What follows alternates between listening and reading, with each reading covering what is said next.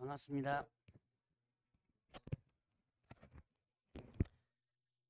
자, 봅시다. 잘 푸셨어요? 오늘은 점수가 그래도 괜찮게 나왔네요. 근데 사실 다음 주에부터 난이도를 좀 낮춰서 할까 싶었는데 저번 주에 야간반에 가서 다음 주부터 난이도를 낮춰가지고 가요. 그러니까 하지 마시라고. 그러더라고요. 그러니까 요도도 이제 한 분이랑 얘기했는데 그냥 이대로 좀 내달라고 또 하시는 분이 있어요. 난이도 낮춰 드릴까요? 아니면 그냥 이대로 할까요? 저 여러분들 원하는 대로. 이제 3번 정도 했으니까 이제 난이도가 좀 높은 부분을 이제 제가 뭐 난이도를 좀 낮춰놔도 상관없어요. 근데 오늘 문제 푼 거 보니까 그래도 점수가 잘 나왔더라고요. 아니야, 잘 나왔어요. 예, 알아요. 자, 점수. 그게 여러분들이 이제 이 정도 연습을 하나씩 해가고 하면 이제 충분히 점수가 올라올 수 있을 거예요. 눈에 보는 지문을 갖다가 많이 연습을 좀 해주시면 돼요. 자, 봅시다. 일단 보고 갑시다. 자, 공인중개사 법령 설명으로 옳지 않은 것은 했습니다.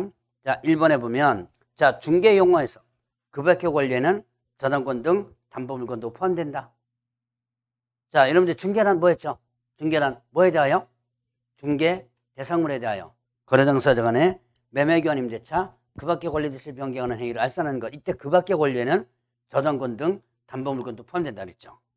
자, 이번에 국토교통부 장관은 거래사고 예방 교육의 지침 마련해서 시행할 수 있다. 맞아, 틀려요? 요게 틀립니다. 자, 지침 마련, 교육의 지침 마련 누가 하죠? 이건 저번 주에도 제가 저번 주인가에 지침 마련을 시도지사로 바꿔서 문제 냈었죠. 예. 자, 누가 지침 마련할 수 있다? 국장이. 예. 그런데 그 지침 마련할 수 있는 교육의 종류가 뭐였죠?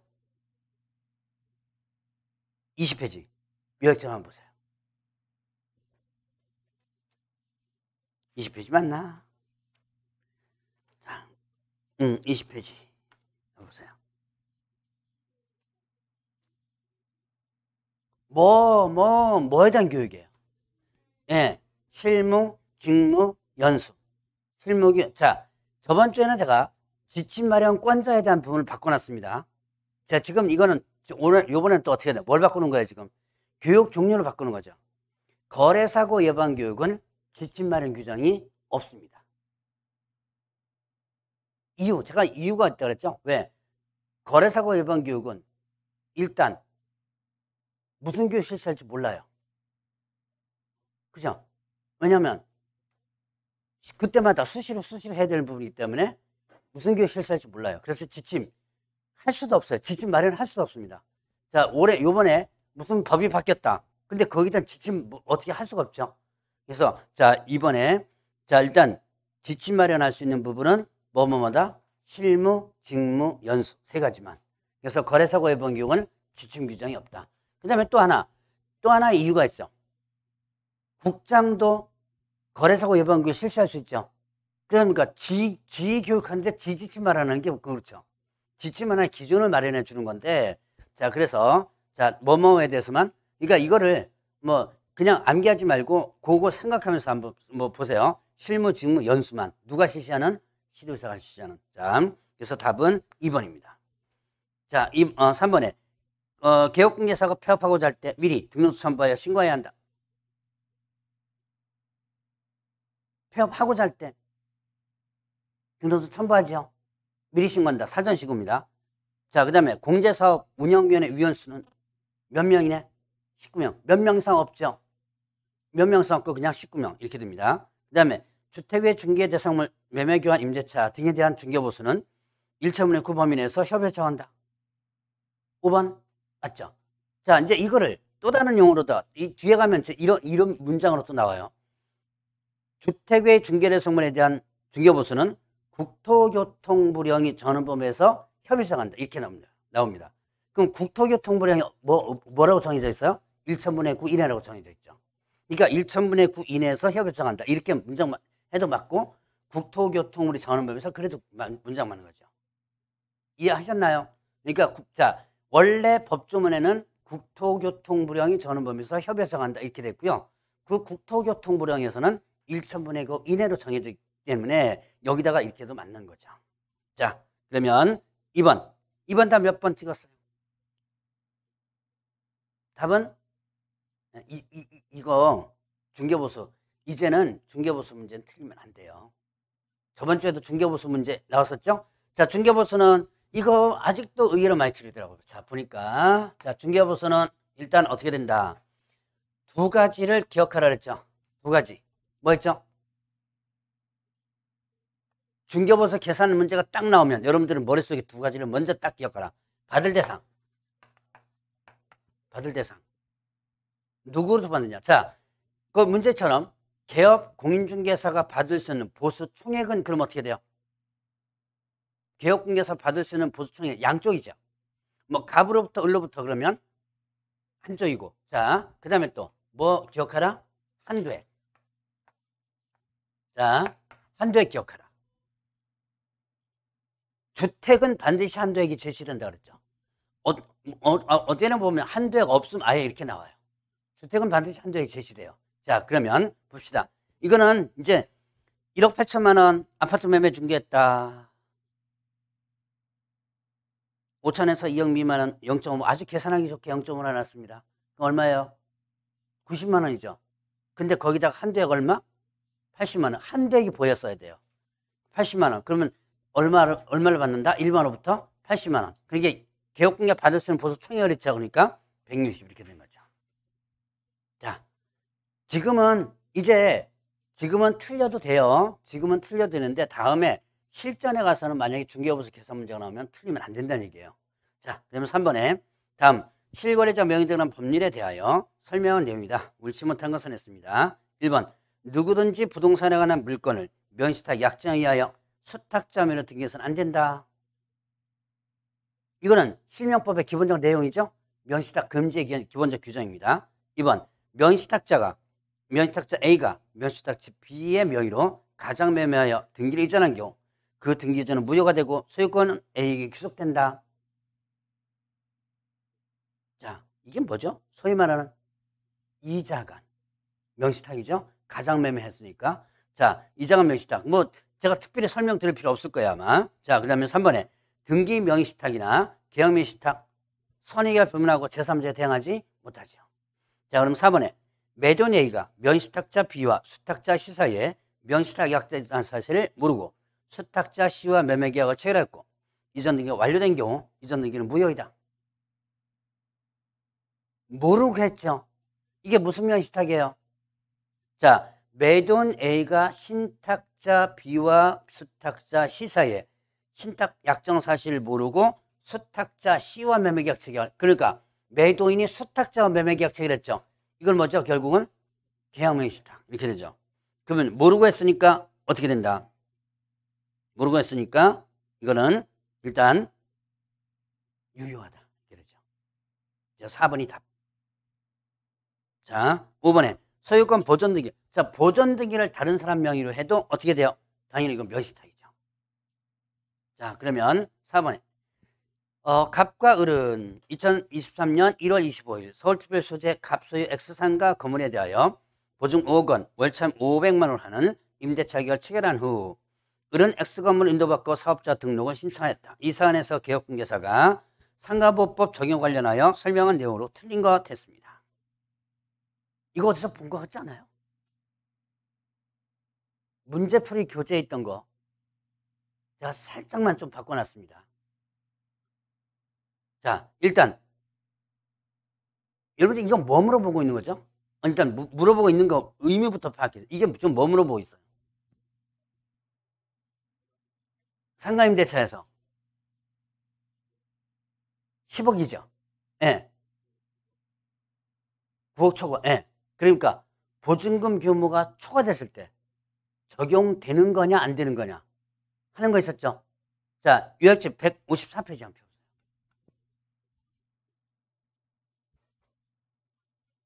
제가 문제풀이 교재할 때 이거 뭐라고 얘기했냐면 요번에 나올 가능성이 상당히 높다라고 얘기했어요. 28회 때 나오고 31회 때 나왔어요. 지금 여러분들 몇 회 대비예요? 34회 대비죠? 이때쯤 하나 나올지 않을까 싶어요. 자, 거기 보니까 뭐였어요? 보증금 규모. 자, 이게 아마 154, 155 그 사이에 있을 거예요, 아마. 보증금 규모가 초과됐을 때 일부 규정이 적용되죠. 자, 일부 규정 뭐뭐 적용되죠. 자, 이렇게 보면서 뭐 적용돼요? 대항력, 그 다음에 또 임대인의 지휘승계 있죠. 그 다음에 또 계약갱신 요구, 권리금, 그 다음에 또 상기참 연체 시 해지할 수 있는 거, 그 다음에 표준계약. 자, 이런 것들은 보증금 규모가 초과돼도 적용된다. 나머지는요, 보증금 규모 초과됐을 땐 적용 안 된다. 자, 이걸 이해해 줘야 돼요. 근데 사실 4번은 틀려도 됩니다. 틀렸다고 해서 너무 실망하지 마세요. 이거는 최상 난이도 문제이기 때문에 여러분들이 그 출제위원들이 틀리라고 내는 문제 있어요. 내가 이거 틀려도 되니까, 그러나 기왕 기출문제 나중에 기준으로 나왔고 나중에 문제가 나왔을 때 풀어볼 수 있는 능력은 길러줘야 돼요. 단순하게 문제 나올 수도 있어요. 그럼 올해는 그럼 어떻게 나올 수 있냐? 다음 중 보증금 규모가 초과됐을 때 상가보호법에 적용되는 규정이 아닌 것은 이렇게 나올 수도 있다는 게 아주 단순하게. 그러니까 이걸 응용한 게 이거고. 자, 봅시다. 기억에 을은 사업자 등록 신청 후 세무서장으로부터 확정일자를 받은 경우 경매 시 후순위 권리자에 우선하여 변제받을 수 있다. X? 예, X. 왜요? 확정일자 부분은 그 초과됐을 때 그 적용되는 부분이 있어서 없었어요? 없었죠. 자, 그 다음 이거 이렇게 보면 언뜻 맞는 것 같아요. 자, 그 다음에 니은에 을은 인도와 사업자 등록 신청한 경우 다음 날부터 제3자에게 대하여 대항할 수 있다. 예, 대항력 인정되죠. 규모가 초과된다 하더라도. 디귿 을의 차임 연체액이 2개 차임에 달하는 경우 갑은 임대차 계약을 해지할 수 있다. 예, 맞기 3기. 근데 이 3기 차임 연체에서 이거는 일단 적용이 되죠. 규모가 초과된다 하더라도. 그 다음에 갑은 보증금을 증액하는 경우 청구 당시 차임 또는 보증금의 100분의 5의 금액을 초과하지 못한다.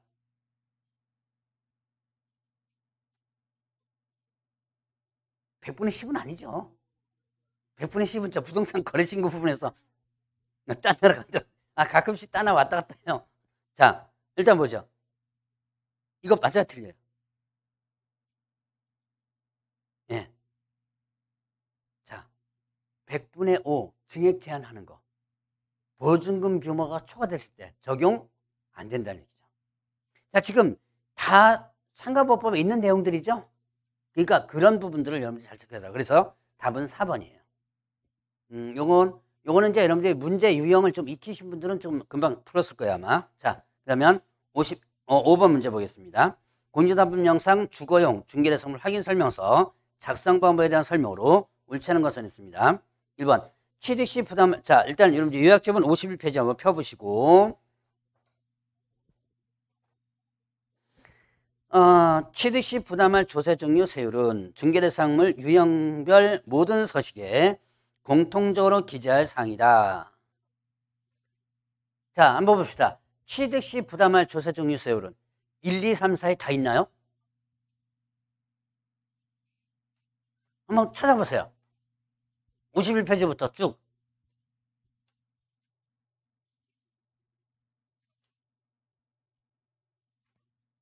다 있죠? 당연히 다 있죠. 왜?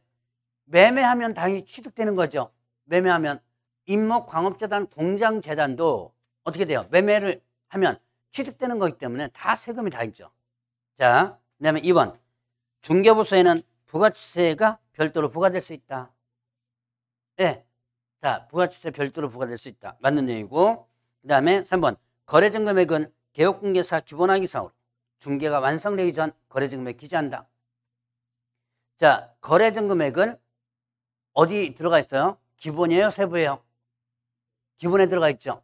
그 다음에 또 이제 중개가 완성되기 전 거래증금액 기재합니다. 중개 완성 전. 근데 기재 요령에 이렇게 나와 있어요. 근데 여러분들이 실질적으로 보면 거래 금액을 이제 실무상에서는. 자, 어쨌든 여러분들이 제가 지금 아마 이거 확인 설명서 작성법 강의할 때 이랬을 거예요. 아마 기재 요령에 그대로 있는 것 여러분들 알아두시라 일단은. 자, 그 다음에 또 권리관계의 등기부기재 사항은 개업공개사 기본항의 사항이다. 자, 권리관 등기부기재 사항은 기본이죠. 세부가 아니고 기본. 들어가 있죠? 어디 들어가 있는지 기억하죠? 첫 번째, 두 번째 란에 들어가 있죠. 권리관계란. 자, 그 다음에 5번 건별상한 용적률상한은 개업공개사 기본항의 사항으로 토지용계 확인서의 내용을 확인해 적는다. 예, 이거는 시군조례. 시험 문제 벌써 몇 번 나왔던 겁니다. 시군조례. 자, 6번 문제 보겠습니다. 그래서 5번의 답은 5번이고 6번에 다음 중 공인중개사 법령 내용으로 옳은 것은 몇 개인가? 기억에 협회는 운영실적을 매 회계 연도 종료 1개월 이내에 일간신문 협회에 공시해야 한다. X. 어떻게 되죠? 네, 3개월. 그 다음 일간신문 또는 협회부입니다. 일간신문 또는 협회부. 자, 니은에 법인 개업공개서는 대통령이 정하는 기준과 절차에 따라 등록관청에 신고하고 분사무소를 둘 수 있다. 2번, 니은 일단 맞아요. 자, 니은은 맞는 내용인데, 자, 제가 혹시 이거 기억하시라고 그랬습니다. 뭐뭐는 대통령령으로 정한다. 뭐뭐는 국토교통부령으로 정한다. 자, 대통령령으로 정한다는 주로 뭐가 있다? 기준이나 요건이나 절차라든가 다는 아니라 그랬어요. 이게 좀 많다 그랬지. 자, 일단 기준, 요건, 절차는 뭘로 정한다가 많다? 대통령령 정한다가 많다. 자, 그러면 국토교통부 정한다. 이건 어떻게 돼요? 국토교통부 정한다. 이거는 서식, 서류. 여러분들이 구비서류, 제출서류 이런 거 있죠? 그 다음에 또 증에 대한 교부, 그 다음에 또 재교부 이렇게 되죠. 증교부, 재교부. 자, 그래서 대통령으로서는 기준, 요건, 절차 이런 것들이고 국토교통부 서식, 서류, 증교부, 재교부 이런 것들이에요.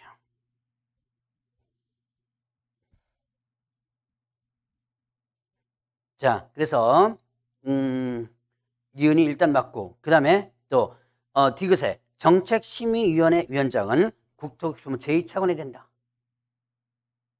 맞아, 틀려요? 틀립니다.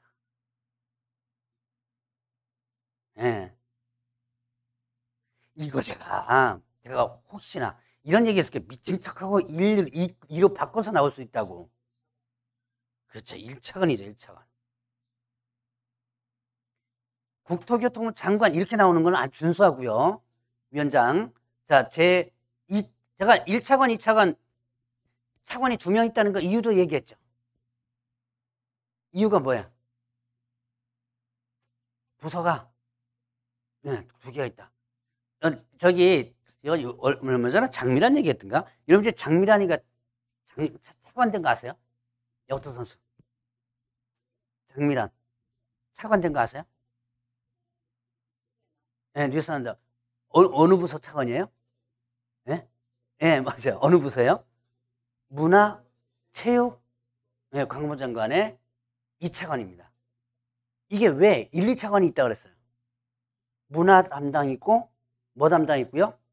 체육 담당 있고. 그래서 예, 1차관, 2차관이 갈라지는 거예요. 국토교통부죠. 그러니까 국토 담당 있고 예, 교통 담당 있는 거예요. 교통 담당이 2차관이에요. 국토 담당 1차관이고. 그래서 이렇게 차관이 2명 있거나 그런 거는 뭐가 된다? 부서가 업무 영역이 다르기 때문에 그렇다는 얘기를 했을 거예요. 자, 그래서 조심하시라. 혹시 미친 척하고 이걸 2로 바꿔서 나올 수 있다. 잘 보시라. 지금은 틀려도 돼요, 이거. 나중에 실전에 가서만 안 틀리면 돼요. 자, 그 다음에 이걸 국토교통부 장관, 시도지사 등록관 차원, 행정처분하고자 할 때 청문을 실시해야 한다. 이건 저번 주에 문제 살짝 또 했던 건데요. 자, 봅시다. 행정처분하면 뭐를 행정처분하라고 그러죠? 취소, 정지. 자, 저번주에 이거 공부했을 거예요. 행정처분하면 뭐가 있다? 취소, 정지. 자, 취소는 청문대상이죠. 정지는 청문대상 아니죠. 그래서 행정처분하면 취소, 정지 기억하고 취소는 청문대상이지만 정지는 청문대상이 아니다. 이걸 여러분이 기억해야 돼요. 그래서 행정처분으로 뭉뚱그려서 나오면 일단 틀리다. 그러면 맞는 것은 니은 하나밖에 안 맞아요. 나머지는 다 틀립니다.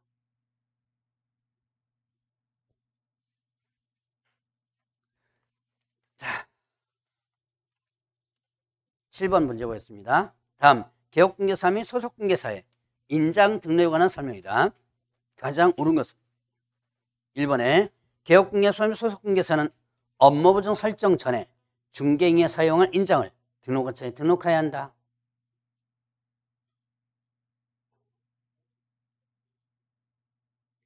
이게 그놈이 그놈 아닌가요? 라고 하시는 분들도 있거든요. 업무 개시 전이, 자, 인장도는 언제까지 한다? 업무 개시 전. 근데 업무보증 설정도 업무 개시 전이잖아요.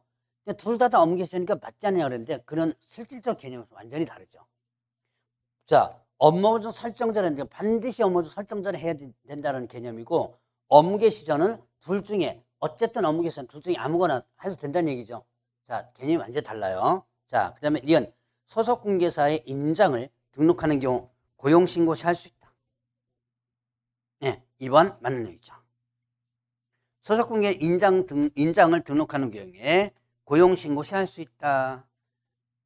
업무 개시 전까지 해야 한다. 고용신고 시 할 수 있다. 이렇게 되죠. 자, 3번에 개업공개사가 대법원규칙에 의한 매장 대리행위를 할 때 등록 인장 사용 의무 없다. 있죠. 뭐뭐뭐 있었죠? 자, 여러분들 대법원규칙상의 그 서식에 보면 사건 카드, 그 다음에 확인설명서, 또 영수증, 보수 영수증이죠. 세 가지에는 공인중개사법에 의한 등록인장을 사용해 줘야 돼요. 세 가지는 여러분들 좀 기억해 놓으셔야 돼요. 뭐뭐, 다시 한번 뭐뭐였죠? 사건 카드, 확인설명서, 영수증. 자, 4번에 개업공개사 및 소속공개사가 인장을 변경할 때 며칠이에요? 7일. 분사무소 인장 등록은 대표자가 보장한 인장을 등록해야 한다. 대표자가 보증하는 인장 등록할 수도 있고, 그 다음에 또 뭐예요? 예, 상업등기규칙엔 인장을 등록할 수도 있고, 둘 중에 하나는 등록해 줘야지만 되죠. 자, 8번 문제 보겠습니다. 공유다법령상 중개대상물 확인설명서 작성에 관한 설명으로 옳지 않은 것은 1번 건축물의 방향은 주택의 경우 주실의 방향을, 급의 건축물은 주된 출입구 방향을 기준으로 기재한다. 자, 건축물의 방향은 주택의 경우 주실, 급의 경우는 주출입구. 맞는 내용이죠? 주실이 뭐였죠? 거실이나 안방 이거죠. 자, 이번에 작성란에 모두 작성할 수 없는 경우 별지로 작성하여 첨부하고 해당 란에는 별지 참고라고 적는다. 이건 뭐 제가 특별 설명비를 필요 없고, 개별공시가 및 공시가격은 임대차의 경우 생략할 수 있다. 자, 임대차의 경우, 이거는 작년에 문제 나왔던 거예요. 임대차의 경우 생략할 수 있거나 임대차의 경우 제외한다 이렇게 되는 것은 세 가지가 있거든요. 작년에 요게 문제 나왔어요. 자, 봅시다. 임대차의 경우 생략할 수 있다. 요거 개별공시가 공시가격, 임대차의 경우 생략할 수 있다. 하나 더 있죠. 토지이용계획. 자, 그 기본 확인사항의 3번 란. 토지이용계획, 공법상 이용된 거래규제. 그 다음에 또 임대차 경우 제외한다. 예, 취득시, 세금, 조세, 취득 조세. 이건 임대차 경우 제외한다. 작년에 문제가 어떻게 나왔냐면 다음 중 임대차의 경우 생략하거나 제외할 수 있는 부분은 뭐 이런 식으로 문제가 나왔던 부분이 있었어요. 그러니까 별 문제가 다 나와요. 다양한 문제 형태에서. 자, 어쨌든 요거 임대차의 경우 생략할 수 있고, 그 다음에 4번 토지용 확인설명서를 작성할 때 실제 권리관계란에는 전용권 행사 여부, 구축물, 적치물, 진입로, 경작물을 적는다. 4번 맞는 내용이죠. 토지용에는 일단 그건 맞는 내용이고, 자 5번에 주거용 확인 설명서 작성할 때 아파트의 경우 단독 경보용 감지 설치 여부를 기재한다.